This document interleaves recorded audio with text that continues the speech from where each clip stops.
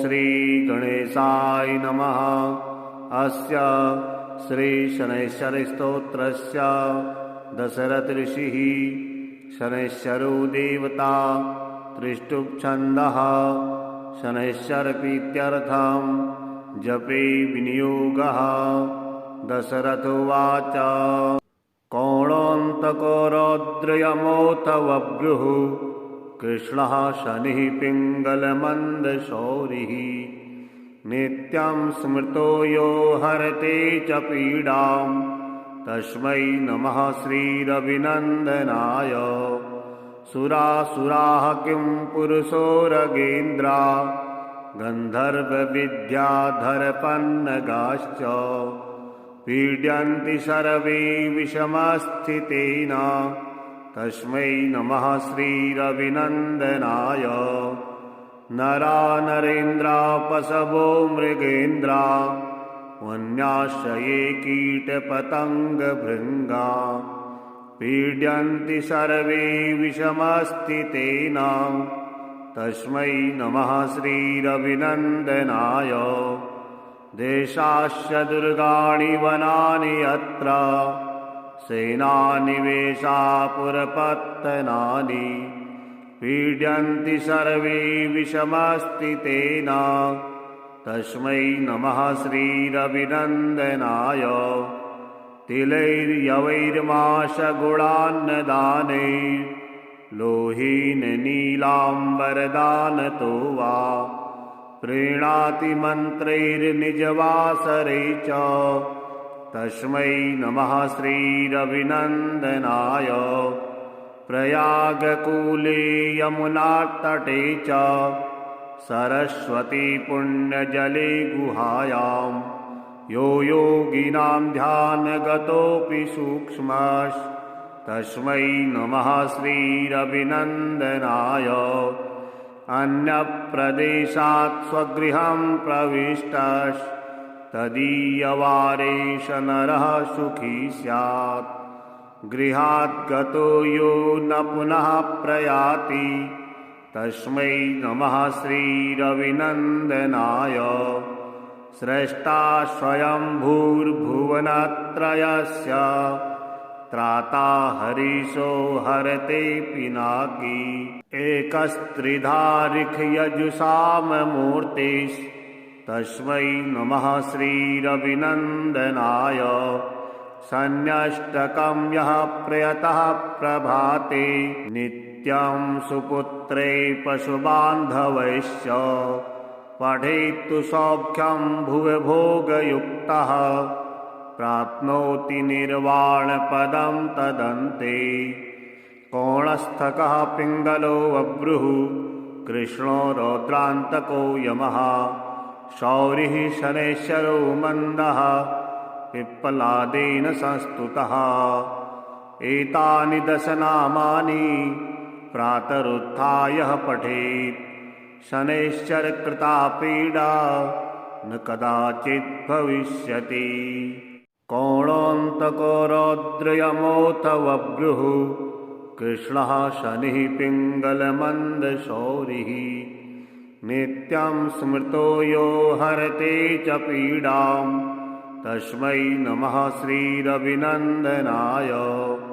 सुरासुराः किं पुरुषोरगेन्द्रा गन्धर्वविद्याधरपन्नगाश्च पीड्यन्ति सर्वे विषमस्थितेन तस्मै नमः श्रीरविनन्दनाय। नरा नरेन्द्रा पशवो मृगेन्द्रा वन्याश्रये कीटपतङ्गभृङ्गा पीड्यन्ति सर्वे विषमस्थितेन तस्मै नमः श्रीरविनन्दनाय। देशास्य दुर्गाणि वनानि यत्र सेनानिवेशापुरपत्तनानि पीड्यन्ति सर्वे विषमस्थितेन तस्मै नमः श्रीरविनन्दनाय। तिलैर्यवैर्माशगुणान्नदाने लोहीन नीलाम्बरदानतो वा प्रीणाति मन्त्रैर्निजवासरे च तस्मै नमः श्रीरविनन्दनाय। प्रयागकूले यमुनातटे च सरस्वती पुण्यजले गुहायां यो योगिनां ध्यानगतोऽपि सूक्ष्मस्तस्मै नमः श्रीरविनन्दनाय।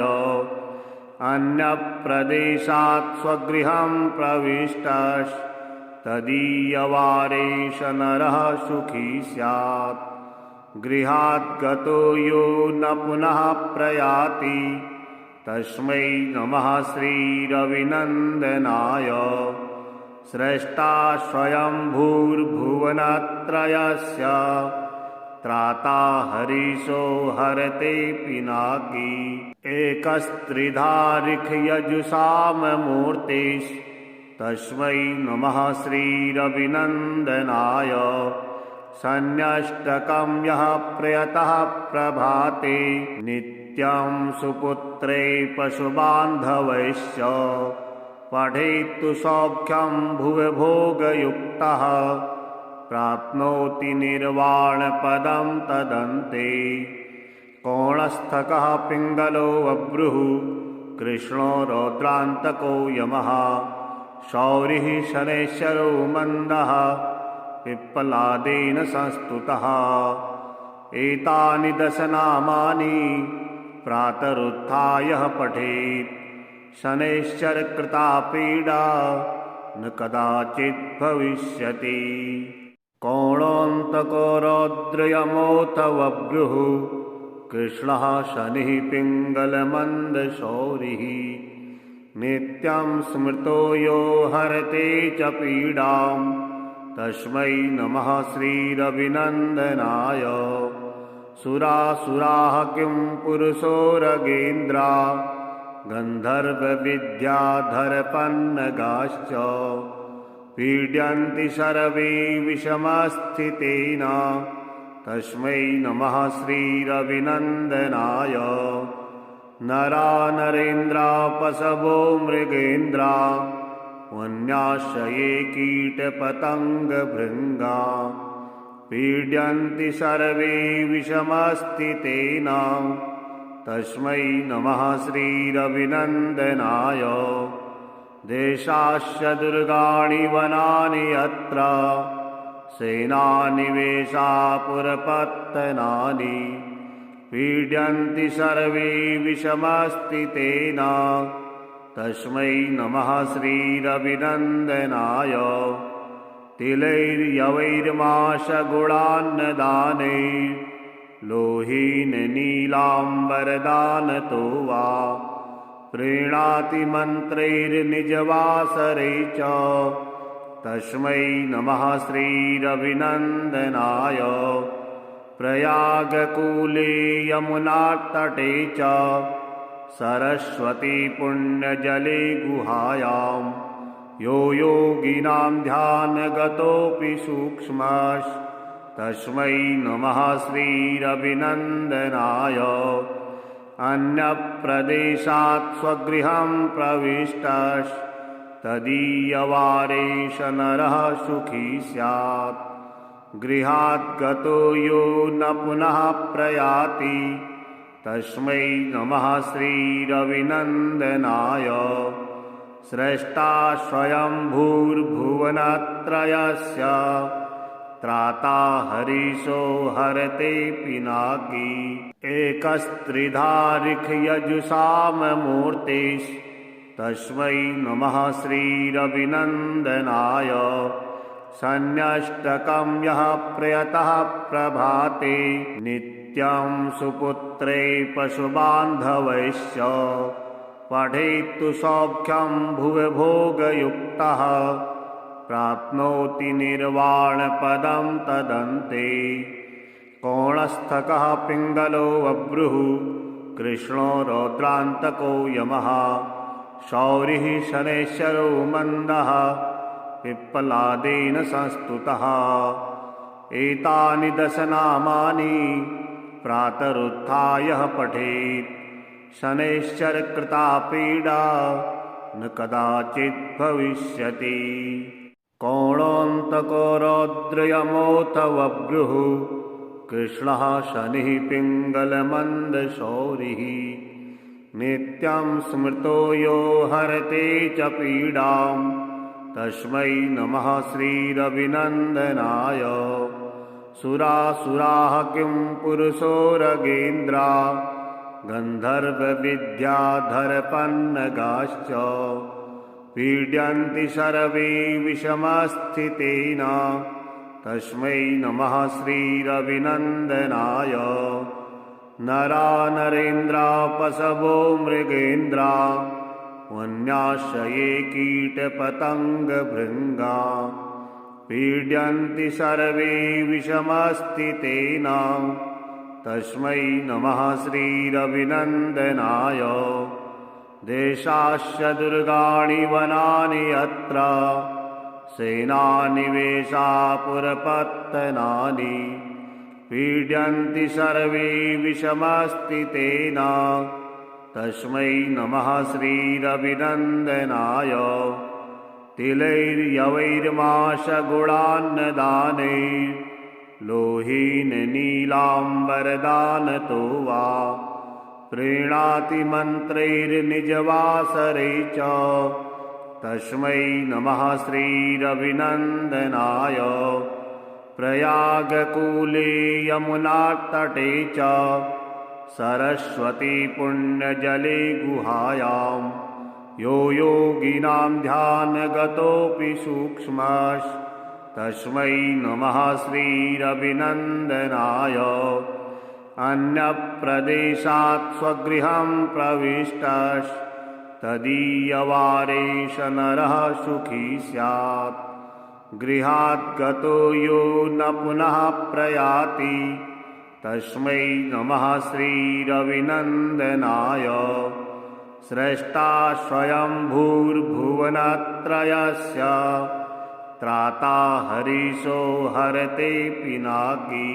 एकस्त्रिधारिखयजुषाममूर्तिस्तस्मै नमः श्रीरविनन्दनाय। सन्न्यष्टकं यः प्रयतः प्रभाते नित्यं सुपुत्रे पशुबान्धवैश्च पठेत्तु सौख्यं भुवभोगयुक्तः प्राप्नोति निर्वाणपदं तदन्ते। कोणस्थकः पिङ्गलो वभ्रुः कृष्णो रौद्रान्तको यमः शौरिः शनैश्चरो मन्दः पिप्पलादेन संस्तुतः। एतानि दशनामानि प्रातरुत्थाय पठेत् शनैश्चरकृता पीडा न कदाचित् भविष्यति। कोणान्तको रौद्रयमोऽथ वभ्रुः कृष्णः शनिः पिङ्गलमन्दशौरिः। नित्यं स्मृतो यो हरते च पीडां तस्मै नमः श्रीरविनन्दनाय। सुरासुराः किं पुरुषोरगेन्द्रा गन्धर्वविद्याधरपन्नगाश्च पीड्यन्ति सर्वे विषमस्थितेन तस्मै नमः श्रीरविनन्दनाय। नरा नरेन्द्रा पशवो मृगेन्द्रा वन्याश्रये कीटपतङ्गभृङ्गा पीड्यन्ति सर्वे विषमस्थितेन तस्मै नमः श्रीरविनन्दनाय। देशास्य दुर्गाणि वनानि यत्र सेनानिवेशापुरपत्तनानि पीड्यन्ति सर्वे विषमस्थितेन तस्मै नमः श्रीरविनन्दनाय। तिलैर्यवैर्माशगुणान्नदानैर्लोहीन नीलाम्बरदानतो वा प्रीणाति मन्त्रैर्निजवासरे च तस्मै नमः श्रीरविनन्दनाय। प्रयागकूले यमुनातटे च सरस्वती पुण्यजले गुहायां यो योगिनां ध्यानगतोऽपि सूक्ष्मः तस्मै नमः श्रीरविनन्दनाय। अन्यप्रदेशात् स्वगृहं प्रविष्टस्तदीयवारेश नरः सुखी स्यात्।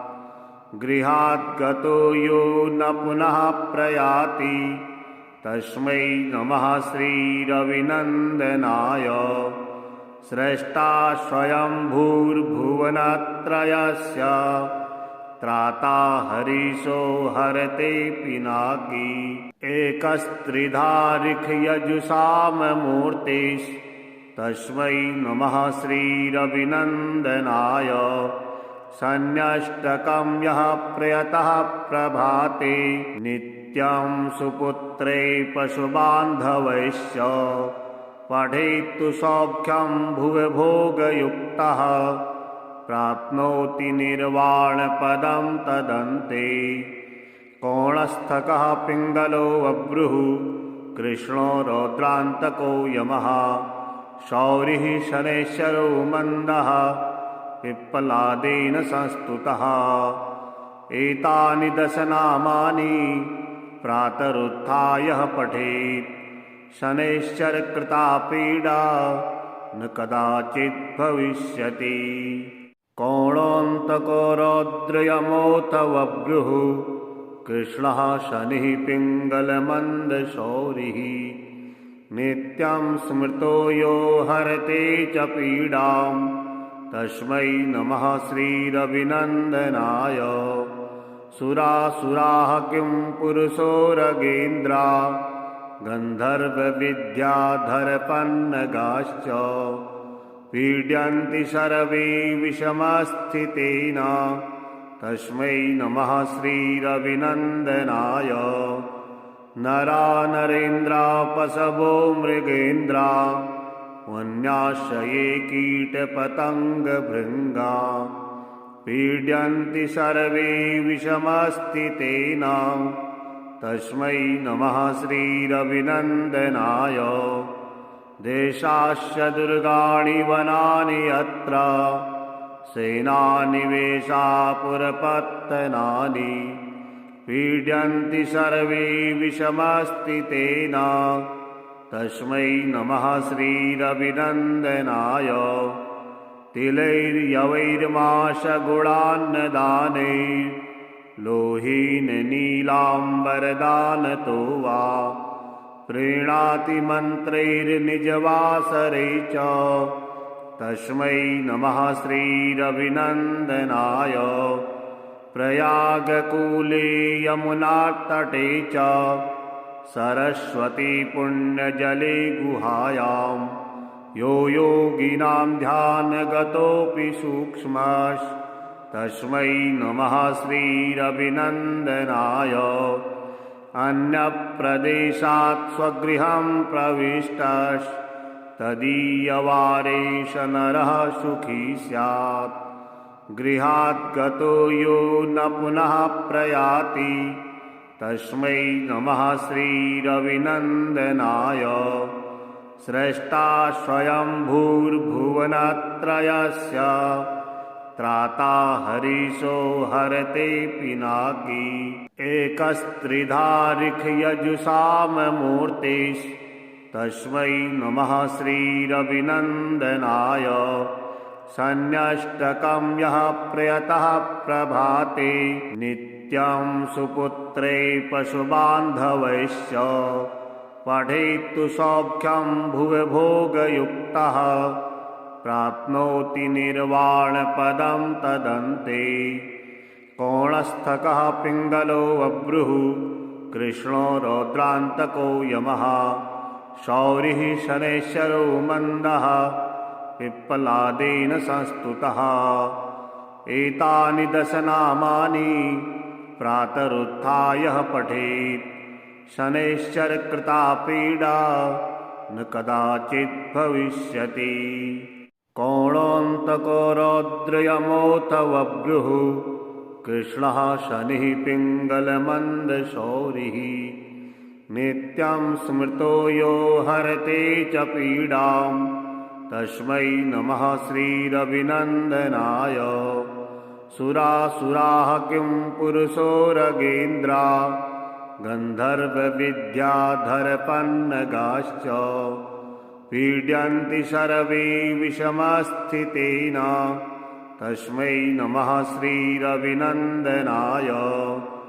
नरा नरेन्द्रा पशवो मृगेन्द्रा वन्याश्रये कीटपतङ्गभृङ्गा पीड्यन्ति सर्वे विषमस्थितेन तस्मै नमः श्रीरभिनन्दनाय।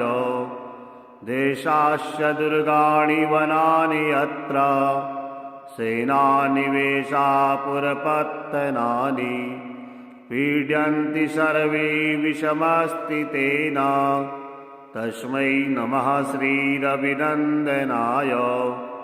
तिलैर्यवैर्माशगुणान्नदानैः लोहीन नीलाम्बरदानतो वा प्रीणाति मन्त्रैर्निजवासरे च तस्मै नमः श्रीरभिनन्दनाय। प्रयागकूले यमुनातटे च सरस्वती पुण्यजले गुहायां यो योगिनां ध्यानगतोऽपि सूक्ष्मः तस्मै नमः श्रीरभिनन्दनाय। अन्यप्रदेशात् स्वगृहं प्रविष्टः तदीयवारेश नरः सुखी स्यात् गृहात् गतो यो न पुनः प्रयाति तस्मै नमः श्रीरभिनन्दनाय। स्रष्टा स्वयंभूर्भुवनत्रयस्य त्राता हरीशो हरते पिनाकी एकस्त्रिधारिखयजुषाममूर्तिः तस्मै नमः श्रीरभिनन्दनाय। सन्न्यष्टकं यः प्रयतः प्रभाते नित्यं सुपुत्रे पशुबान्धवैश्च पठेत्तु सौख्यं भुवभोगयुक्तः प्राप्नोति निर्वाणपदं तदन्ते।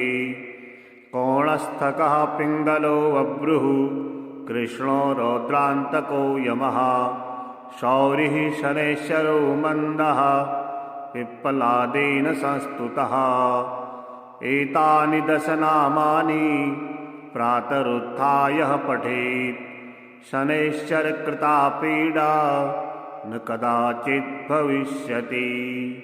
कोणोऽन्तको रौद्रयमोऽथ वभ्रुः कृष्णः शनिः पिङ्गलमन्दशौरिः नित्यं स्मृतो यो हरते च पीडां तस्मै नमः श्रीरभिनन्दनाय। सुरासुराः किं पुरुषोरगेन्द्रा गन्धर्वविद्याधरपन्नगाश्च पीड्यन्ति सर्वे विषमस्थितेन तस्मै नमः श्रीरभिनन्दनाय। नरा नरेन्द्रा पशवो मृगेन्द्रा वन्याश्रये कीटपतङ्गभृङ्गा पीड्यन्ति सर्वे विषमस्थितेन तस्मै नमः श्रीरभिनन्दनाय। देशास्य दुर्गाणि वनानि यत्र सेनानिवेशापुरपत्तनानि पीड्यन्ति सर्वे विषमस्थितेन तस्मै नमः श्रीरभिनन्दनाय। तिलैर्यवैर्माशगुणान्नदानैः लोहीन नीलाम्बरदानतो वा प्रीणाति मन्त्रैर्निजवासरे च तस्मै नमः श्रीरभिनन्दनाय। प्रयागकूले यमुनातटे च सरस्वती पुण्यजले गुहायां यो योगिनां ध्यानगतोऽपि सूक्ष्मः तस्मै नमः श्रीरभिनन्दनाय। अन्यप्रदेशात् स्वगृहं प्रविष्टः तदीयवारेश नरः सुखी स्यात् गृहात् गतो यो न पुनः प्रयाति तस्मै नमः श्रीरविनन्दनाय। स्रष्टा स्वयंभूर्भुवनत्रयस्य त्राता हरीशो हरते पिनाकी। एकस्त्रिधारिखयजुषाममूर्तिस्तस्मै नमः श्रीरविनन्दनाय। सन्न्यष्टकं यः प्रयतः प्रभाते नित्यं सुपुत्रे पशुबान्धवैश्च पठेत्तु सौख्यं भुवि भोगयुक्तः प्राप्नोति निर्वाणपदं तदन्ते।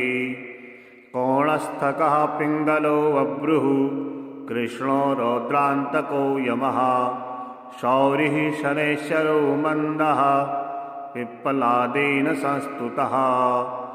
एतानि दशनामानि प्रातरुत्थाय पठेत् शनैश्चरकृता पीडा न कदाचित् भविष्यति। कोणोऽन्तको रौद्रयमोऽथ बभ्रुः कृष्णः शनिः पिङ्गलमन्दशौरिः नित्यं स्मृतो यो हरते च पीडां तस्मै नमः श्रीरविनन्दनाय। सुरासुराः किं पुरुषोरगेन्द्रा गन्धर्वविद्याधरपन्नगाश्च पीड्यन्ति सर्वे विषमस्थितेन तस्मै नमः श्रीरविनन्दनाय।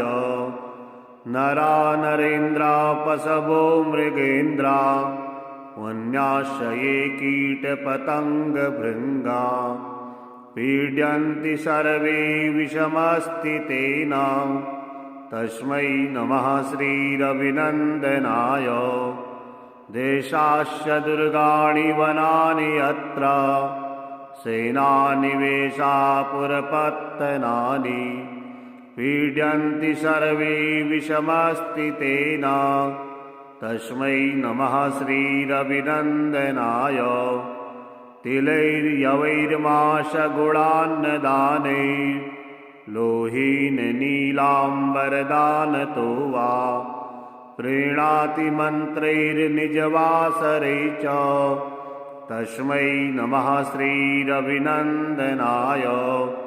प्रयागकूले यमुनातटे च सरस्वती पुण्यजले गुहायां यो योगिनां ध्यानगतोऽपि सूक्ष्मस्तस्मै नमः श्रीरविनन्दनाय। अन्यप्रदेशात् स्वगृहं प्रविष्टस्तदीयवारेश नरः सुखी स्यात्। गृहात् गतो यो न पुनः प्रयाति तस्मै नमः श्रीरविनन्दनाय। स्रष्टा स्वयंभूर्भुवनत्रयस्य त्राता हरीशो हरते पिनाकी। एकस्त्रिधारिखयजुषाममूर्तिस्तस्मै नमः श्रीरविनन्दनाय। सन्न्यष्टकं यः प्रयतः प्रभाते नित्यं सुपुत्रे पशुबान्धवैश्च पठेत्तु सौख्यं भुवि भोगयुक्तः प्राप्नोति निर्वाणपदं तदन्ते। कोणस्थकः पिङ्गलो बभ्रुः कृष्णो रौद्रान्तको यमः शौरिः शनैश्चरो मन्दः पिप्पलादेन संस्तुतः।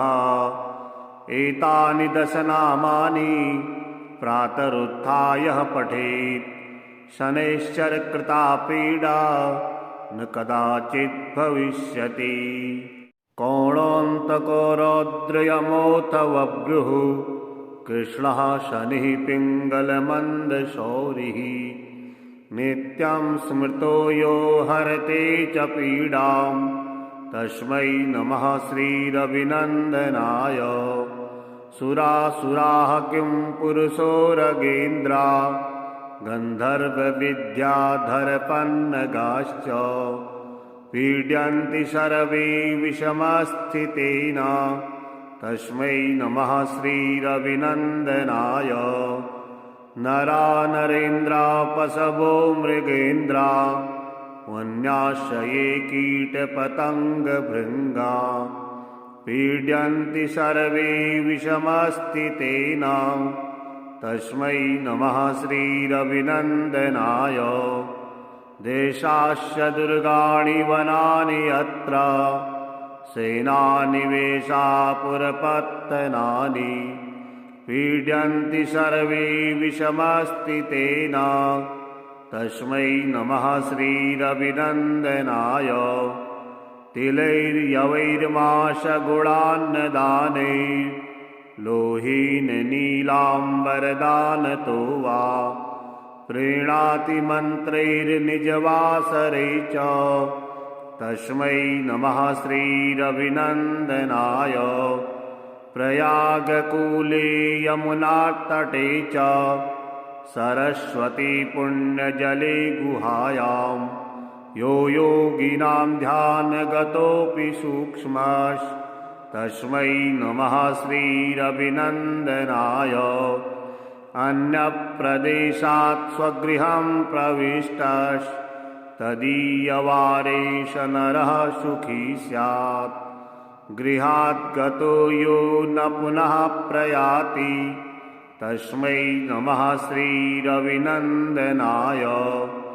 स्रष्टा स्वयंभूर्भुवनत्रयस्य त्राता हरीशो हरते पिनाकी एकस्त्रिधारिखयजुषाममूर्तिस्तस्मै नमः श्रीरविनन्दनाय। सन्न्यष्टकं यः प्रयतः प्रभाते नित्यं सुपुत्रे पशुबान्धवैश्च पठेत्तु सौख्यं भुवभोगयुक्तः प्राप्नोति निर्वाणपदं तदन्ते।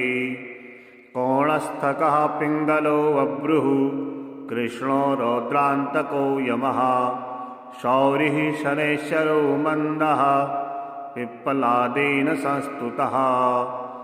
एतानि दशनामानि प्रातरुत्थाय पठेत् शनैश्चरकृता पीडा न कदाचित् भविष्यति।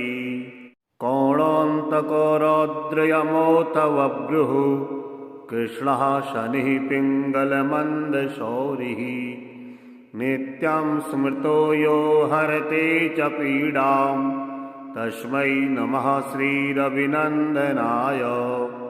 सुरासुराः किं पुरुषोरगेन्द्रा गन्धर्वविद्याधरपन्नगाश्च पीड्यन्ति सर्वे विषमस्थितेन तस्मै नमः श्रीरविनन्दनाय।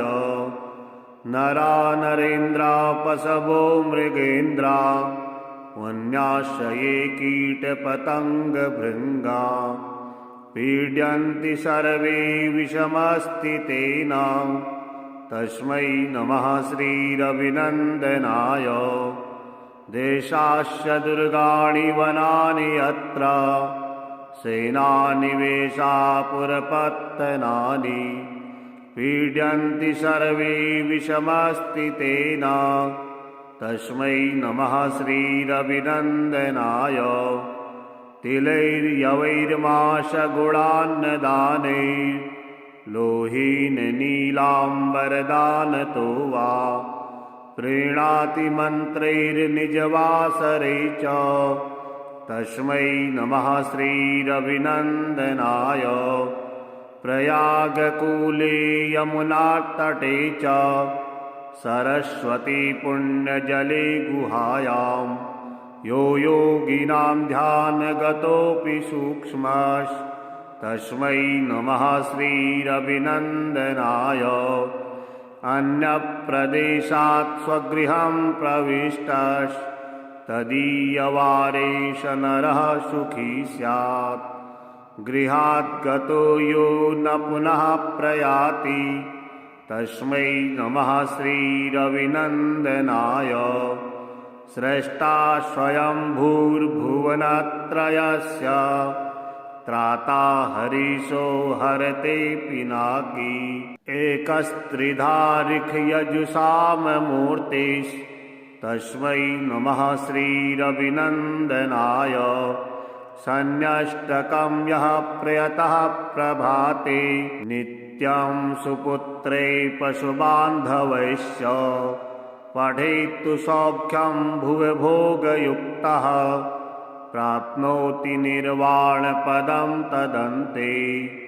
कोणस्थकः पिङ्गलो बभ्रुः कृष्णो रौद्रान्तको यमः शौरिः शनैश्चरो मन्दः पिप्पलादेन संस्तुतः। एतानि दशनामानि प्रातरुत्थाय पठेत् शनैश्चरकृता पीडा न कदाचित् भविष्यति। कोणोऽन्तको रौद्रयमोऽथ बभ्रुः कृष्णः शनिः पिङ्गलमन्दशौरिः नित्यं स्मृतो यो हरते च पीडां तस्मै नमः श्रीरविनन्दनाय। सुरासुराः किं पुरुषोरगेन्द्रा गन्धर्वविद्याधरपन्नगाश्च पीड्यन्ति सर्वे विषमस्थितेन तस्मै नमः श्रीरविनन्दनाय। नरा नरेन्द्रा पशवो मृगेन्द्रा वन्याश्रये कीटपतङ्गभृङ्गा पीड्यन्ति सर्वे विषमस्थितेन तस्मै नमः श्रीरविनन्दनाय। देशास्य दुर्गाणि वनानि यत्र सेनानिवेशापुरपत्तनानि पीड्यन्ति सर्वे विषमस्थितेन तस्मै नमः श्रीरविनन्दनाय। तिलैर्यवैर्माशगुणान्नदानैर्लोहीन नीलाम्बरदानतो वा प्रीणाति मन्त्रैर्निजवासरे च तस्मै नमः श्रीरविनन्दनाय। प्रयागकूले यमुनातटे च सरस्वती पुण्यजले गुहायां यो योगिनां ध्यानगतोऽपि सूक्ष्मः तस्मै नमः श्रीरविनन्दनाय। अन्यप्रदेशात् स्वगृहं प्रविष्टः तदीयवारेश नरः सुखी स्यात् गृहात् गतो यो न पुनः प्रयाति तस्मै नमः श्रीरविनन्दनाय। स्रष्टा स्वयंभूर्भुवनत्रयस्य त्राता हरीशो हरते पिनाकी। एकस्त्रिधारिखयजुषाममूर्तिस् तस्मै नमः श्रीरविनन्दनाय। सन्न्यष्टकं यः प्रयतः प्रभाते नित्यं सुपुत्रे पशुबान्धवैश्च पठेत्तु सौख्यं भुवि भोगयुक्तः प्राप्नोति निर्वाणपदं तदन्ते। कोणस्थकः पिङ्गलो बभ्रुः कृष्णो रौद्रान्तको यमः शौरिः शनैश्चरो मन्दः पिप्पलादेन संस्तुतः। एतानि दशनामानि प्रातरुत्थाय पठेत् शनैश्चरकृता पीडा न कदाचित् भविष्यति।